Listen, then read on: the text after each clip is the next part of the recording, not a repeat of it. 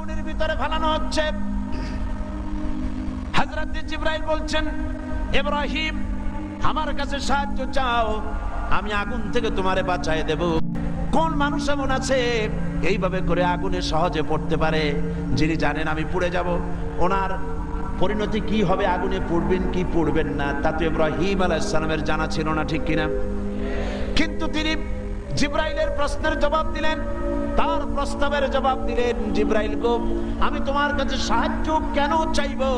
আমি তো এমন কোন অন্ধ আল্লাহর ইবাদত করি না যে আল্লাহ তার বান্দার দুঃখ দুর্দশা নিজের চোখে না দেখেন। আমার আল্লাহ তো অন্ধ নন। তবে আমি আগুনে পুড়ে গেলে, আগুনের ভিতরে আমি পুড়ে ভস্ম হলে আমার রব যদি খুশি হয়ে যান, তাহলে আমি আমার রবকে খুশি করার জন্য 1000 বার পড়তে রাজি আছি।